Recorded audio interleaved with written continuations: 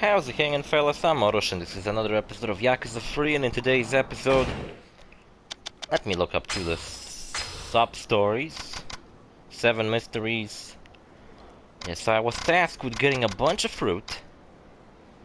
Decided to help a guy find his lost treasure. And this I don't give a shit, so I'm going to look for the fruit now. I'm not sure if I had anything else going on, because last time I kind of ended the episode and I was gonna make another one. But then I was like, you know what, I've been sitting here for quite a while now, I don't really fucking feel like doing this shit. There's such a fucked up storm last night. There was just like, I saw the whole sky just get like dark, and I was like, there's a fucking storm coming up.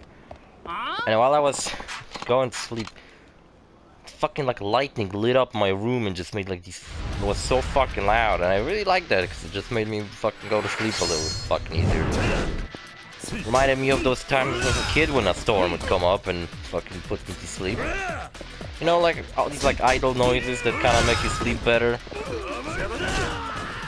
I like this when you build up all of your heat, and then all of a sudden Kiryu glows red. That's pretty cool. Really wish I had the fucking second, the additional triangle move.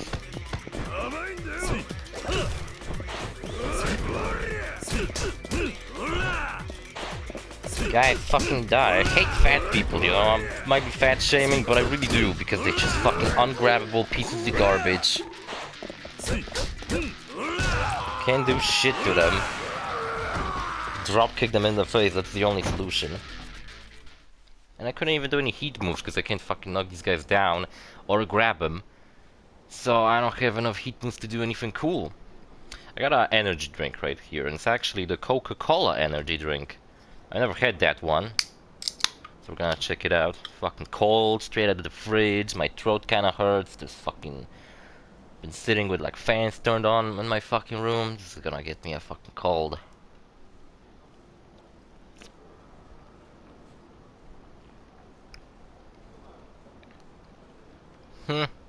Whatever. Doesn't taste that great. It tastes as if someone opened that Coke and then it like lost all of its fizz, and then it just kind of like... Now that's I think what I meant to do. I think last episode I ended with like opening a bunch of boxes, right? Yeah, because I have like all this garbage with me, so I gotta go sell it. Alright, so we're gonna do this quest, sell this stuff, because I got a feeling this quest is gonna take me a while. I wanted to do something else, if I remember correctly.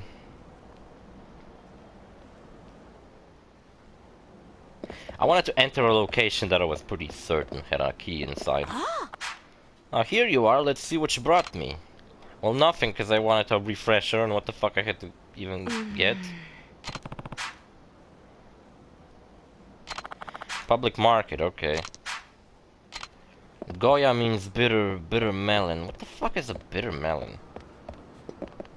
Watermelon is pretty much the only melon I ever fucking had. And it's kind of funny because like, what about like the default melon? I never had a default melon. I don't even know what the fuck it tastes like. I think it's kind of like creamy. I had like a creamy feel to it. So I remember a bunch of melon flavored stuff, and it kind of had like a creamy feel to it. The sound's still fucking up, but I don't know, it wasn't doing that. It haven't been fucking up often enough for me to do anything about it, so. But I can still tell it fucking does. We have some special health food items in stock for a limited time only. Come take a look. You gotta be fucking kidding me. I can't carry shit? Ah, fuck. And now I gotta go all the way to some kind of fucking garbage bullshit fucking save station just to save up slot on my... Alright, sub-stories. Wow, what a fucking amazing episode. 1, 2, 3, 4, 5. I gotta save up 5 item slots, and I gotta... 3 of them are taken by the stupid bullshit. Fuck, can't... Sandwiches give you a lot of fucking health. I should carry them more often. So, I finished YAKUZA 5 yesterday. I gotta say, I felt like what's gonna happen, kind of what's happened with the 4th game, is like, oh, each character has their own story, and all of their stories kind of come together in the final chapter, and then all the loose ends are getting tied up, right? In fifth game, it felt like in the fifth game it felt like all the pretty much 4 stories that at first seemed completely unrelated to each other. Well, not really, but you know, and towards the end, it feels like they were supposed to come together, but they didn't work out all that well. So what they did is they just like duct taped them together. Because, for example, Shinada fights his final boss fight is someone he never fucking met in his whole fucking story. So it's like he didn't have a really good antagonist of his own.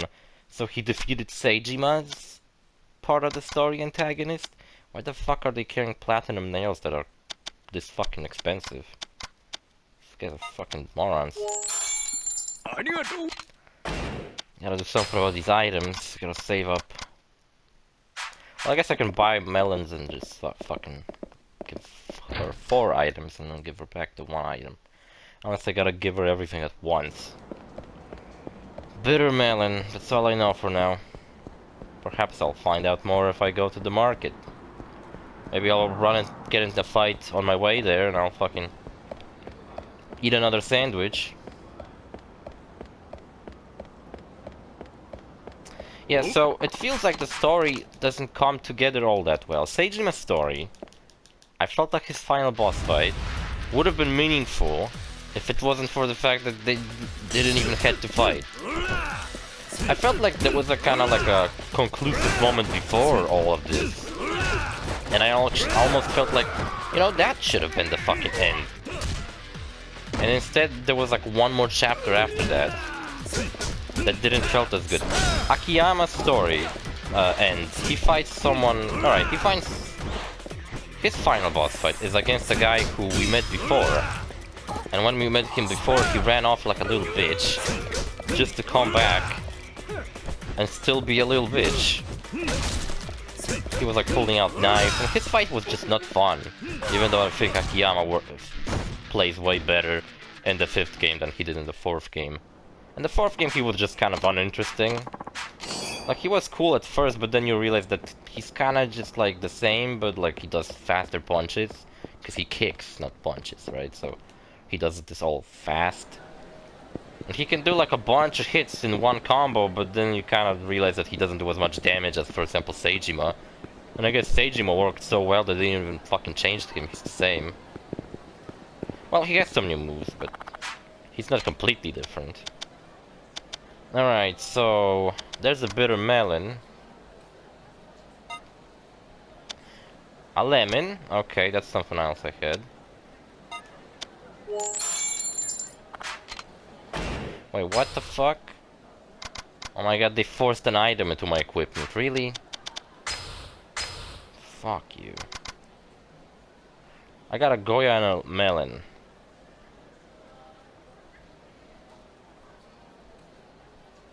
Kurosata, Basanai, Tokwai.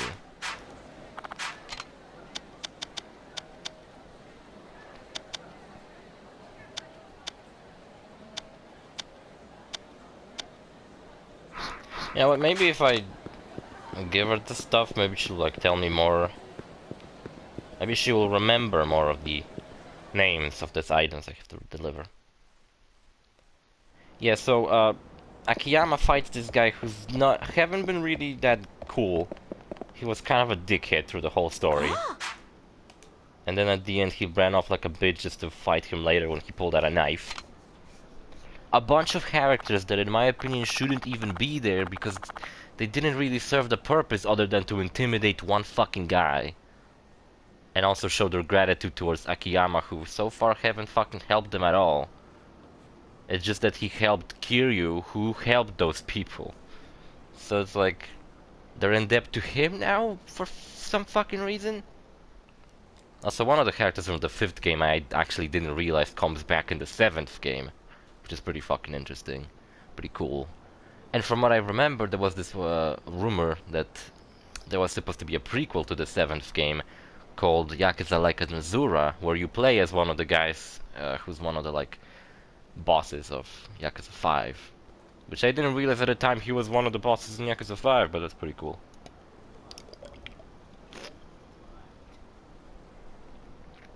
I'm not sure if this is not the final one.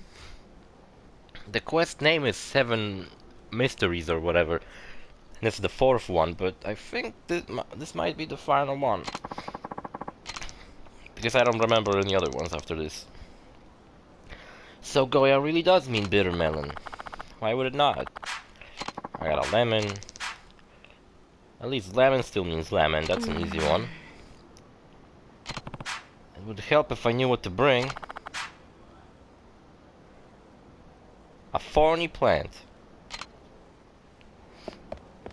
Okay.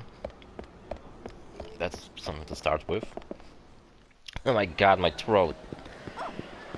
Oh, I think I'm fucking sick. Why do you fucking attack me in a fish market, bro? Here for fish. You need to take like medicine like they give you. Oh my fucking god, I hate when they do that. Because you can't even cancel a move like that. Just gotta put up with the fact that it's ungrabbable and he leaps at you when it does.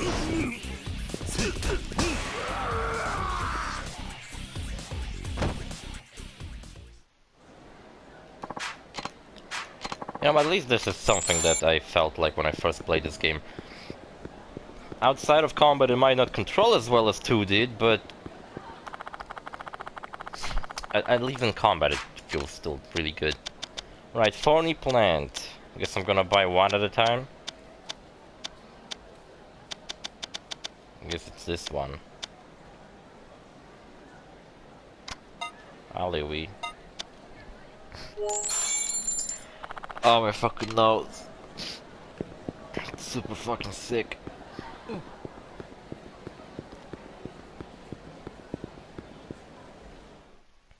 Can list all of the things that came together to fucking make me sick. The fact that weather sucks and I have some allergies, the fact that I'm keep drinking cold shit because it's so fucking hot, and the fact that I have fans turned on which seem to be fucking blowing dust right into my nose and just make me sneeze. Ah, fuck. Alright. I'm sure they must be selling Kurozata over there. Kurozata, I wonder what that is. I think the Zata part means sugar. Brown sugar. There's a cool recipe for pancakes with brown sugar and mayonnaise and raisins. Because I remember one time I ate a pancake with mayonnaise as a joke, and then I made fun of that in like a cooking like I was watching a cooking video of someone, and I was like, huh, one time I ate a pancake with mayonnaise, ha ha ha. And the guy was like, oh, actually there is a recipe for that, and I was like, really? Well, there's sugar, but I guess they want brown sugar. Because he said Zata's part of the name is sugar. So if it was just sugar, then it would have been called Zata, I guess, so I need to get brown sugar. Is that the final item? I think there's one more. Out of my fucking way. Peasants. This sounds fucking up again. Can't do shit about that. Cable's just fucked up, man. That's it. Here's your brown sugar. Thank fucking god the market's closed. Imagine if it was on the other fucking side of this place. Alright.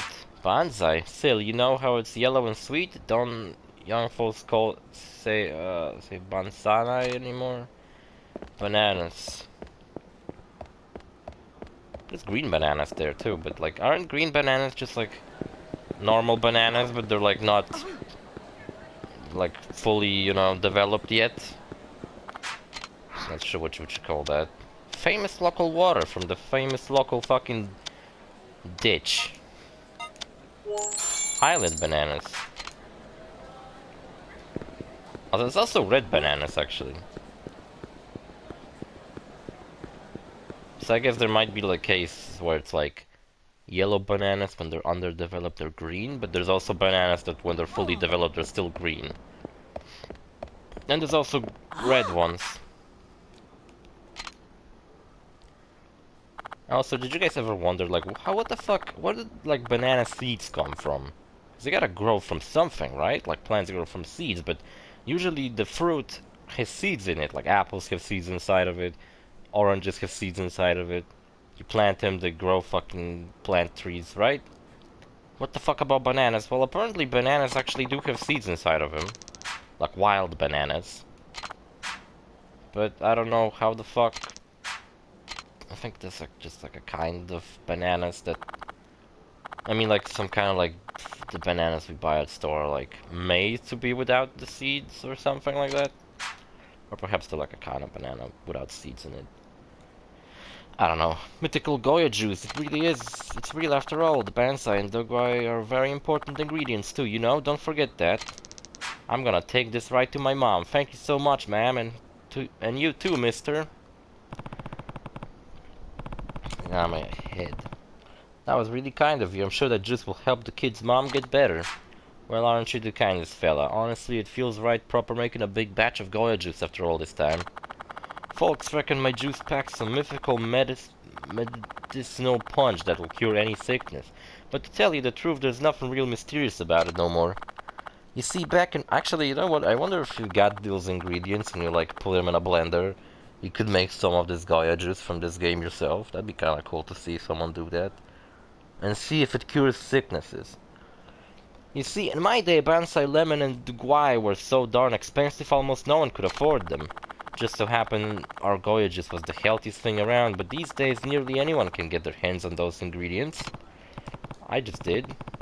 Well, to that kid, I'm sure it's still the mythical remedy his mom needed. Nothing could have been better. Even though you stopped making it years ago, a lot of people are still talking about it.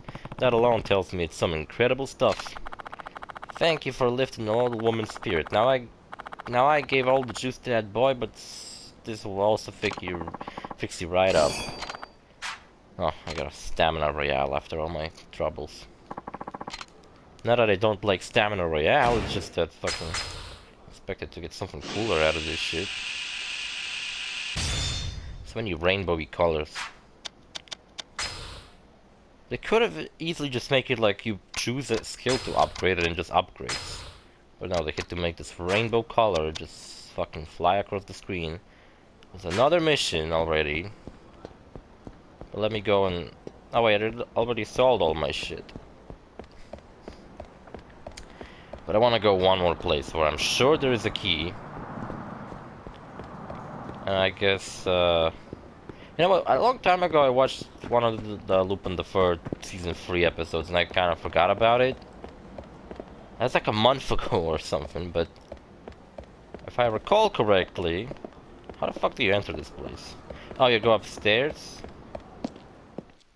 Yeah, you go upstairs. Should be a key around here. Key? No? Oh, I like the giant piece you got here. It's kinda cool looking. I bet the reason I never finish all of the side quests in any of these games is because some of the side quests are involved in Mahjong. Like for example, Kyoyo, the Mahjong master. And he has to join like a Mahjong competition. But I don't give a fuck about Mahjong. And thank fucking god I don't want 100% any of these games, because if I had to beat fucking Mahjong, that would have been so fucking annoying. Oh wait, I'm going this way. To the next quest. Yeah, and that episode was kind of weird. It was about an inventor who lived in a castle. And in that castle, apparently Fujiko and Lupin were meant to get married. Except one thing I didn't understand, or maybe I just don't remember, is that why Fujiko wanted to get married to him. Oh jeez. That's a new one. Because it's like Lupin wanted to marry her for a long time now. But every time she promises him marriage, she just simply wants to fuck him over on some treasure. But this time there was no treasure, they were just in a castle. Where the inventor had like invented like a rocket engine. That at first actually there was a funny scene when like terrorists are holding him up in his castle. And they're trying to kill him, like, so he, I guess, would give up the fucking engine invention or whatever. And he's like, can I smoke a cigar? And they're like, alright. And he like fucking kills everybody with that cigar because it's like a fucking little rocket engine, and he actually flies out of the window using that cigar. And at the end, it turns out that Lupin wanted to have a fucking honeymoon on the moon, and then they fly a rocket that comes out of the lake into the moon, except halfway through Fujiko changes her mind and then they fucking crash back into the lake. And that's pretty much it. And the terrorists are like coming back throughout that episode. But the main thing is that there was like no treasure that they wanted to steal or anything. Or at least I don't remember there being treasure. I think there might have been something to do with a chapel inside of the castle. But even if they wanted to steal anything, the professor that they were living with, he was like very nice to them. He was like their friend. So I don't know why the fuck would they want to fucking steal from him. They usually steal from like evil people. Excuse me, sir, I'll take a 1 coral love necklace, please. A coral love necklace, is it? That'll be 3,000 yen. I remember one time I was on a school trip in like mountains and they had bracelets. And I bought bracelets for my mom and dad. Not sure what happened to them, but I don't know, I just remember that. I remember how they look, but I don't remember were they expensive or what. Don't remember much else about them. Oh my gosh, who did you buy that necklace for? You're gonna ask somebody to get steady, aren't you? Or is it Oyamada-senpai from the track club? Maybe, maybe not. It's the tumor, isn't it? I saw the way you've been standing, stealing glances at him. What tumor? Really, Haruko? Come on. Fill us on the deets. Fucking bitch, they say whoever has a special love coral will never be turned down, so you're basically guaranteed a boyfriend. Really? Can I buy that too? I want a boyfriend. I want anybody in my life. I wouldn't mind a boyfriend either. Wait, what she said about burgers? Those coral love necklaces do seem pretty popular these days. 1 coral necklace for my boyfriend. How about a coral love necklace, sir? Made with genuine Okinawa coral. We got plenty in stock, but they won't last long.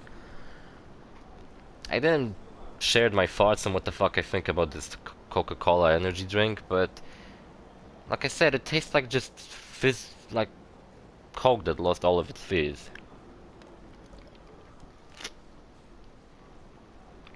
It's not bad, but it's not like really good. I'd give it like a 6. Or maybe like a 5.5 out of 10. It's not awful, but it's not really good either. I think I'd rather have cherry Coke or even lime flavored Coke than this, to be honest. Which is funny because recently I've been drinking these Kong Strong drinks, which I did for a long time because they're really cheap and a good alternative. And they had a new one, a zero sugar one, and I was like, oh my god, they have a new one? And actually the zero sugar one turns out to be the best one because it tastes like the normal one, except it doesn't leave like a not so good aftertaste in your mouth like the normal one does. And it even costs less than the normal one. How about a coral actually, but I think that was a limited item because I came back to that same groceries on the other side of the street where I live. Because and I checked if they still have it, and they only have the normal one, the cherry one, and the lime one. Which, if you ever see a purple Kong Strong in your store, and you're like, oh, it's the cherry flavored one, is it any good? It's fucking not. Don't buy it. Buy the other two.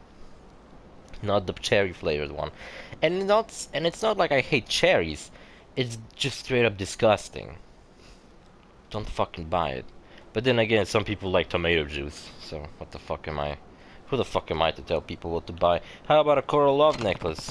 Those must be the necklace those high schoolers were talking about. So here you go, we have more quests with these stupid girls. In fact, it's been making big waves on the internet lately. It's even considered something of a spiritual accessory. I don't believe in that shit. As you can see, this necklace is made from genuine hermaphic coral weathered to fine sheen. She's a Jimmy Neutron character, dude. What the fuck? It was my favorite, I think. This process helps the coral release. And I was so hyped when they announced a spin-off all about him. I was like, oh my god, really all about my favorite character, and that spin-off was fucking garbage. Remember that fucking Planet Sheen cartoon? It was garbage. There was nothing redeemable about that. Sheen himself was pretty fucking stupid in it. I think I would rather have more fucking Jimmy Neutron than that. Just keeping one of these special coral necklaces on your person is set to bolster your luck in Love and money too. So what do you say? Well, I don't... You know, I have a lot of money.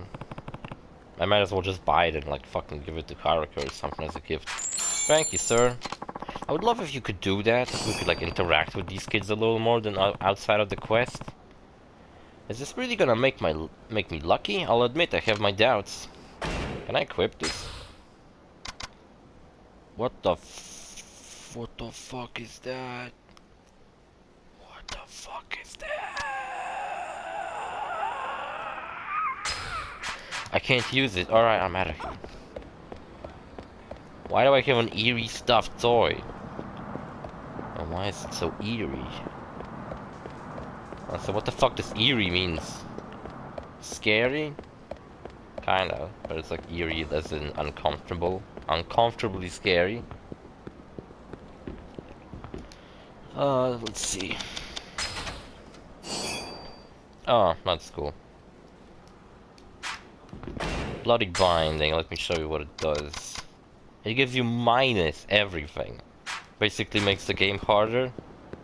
As if you're looking for a challenge. I was kind of would like to replay Kiwami because I remember the least stuff out of Kiwami, mainly because I didn't know the characters' names. Like I wasn't sure who was who.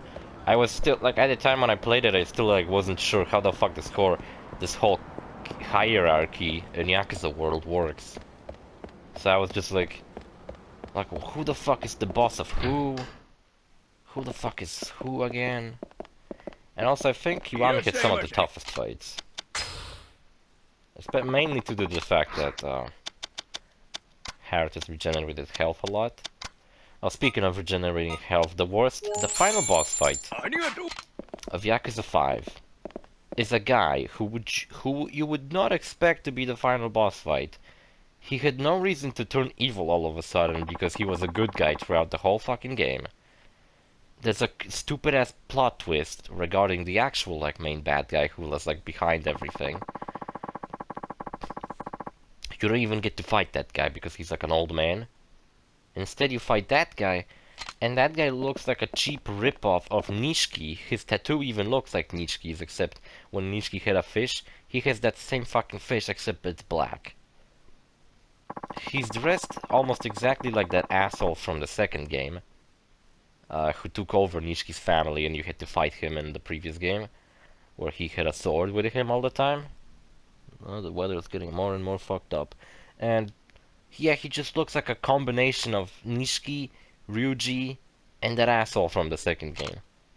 And I was just like, and his fight is so fucking annoying, mainly because his health bar is so insanely fucking long. So it's not even like the problem with him is that it's like a hard fucking fight. The problem with him is that he's just fucking annoying. Yeah, I was watching some more episodes of Lupin the Third, not just that one. There was an episode where he like ran a bar and he basically wanted to screw over the fucking some guy who killed a girl's dad and took over and stole his money. And he tried to help the girl get revenge. And the next episode, funny enough, the villain in these two episodes that I watched recently yesterday, the villains looked almost exactly the same. In the second episode, the villain was like a guy who just had a bunch of paintings in his house and they just stole it. It's a cool scene where like Lupin just like straight up fucking rushes his house with guns instead of being stealthy like he usually is. Just fucking run through the front door and just shoot the fuck out of everything. Mainly because they just wanted to destroy his security system, then they got out of there and they came back and then they stole his treasure. Which was a cool episode. I like these two episodes, I guess. Sometimes there's like one cool episode followed by one pretty lame episode. That building looks like has like a tower on it. That's kind of funny. Alright, whatever. See you fellas in the next episode. Bye.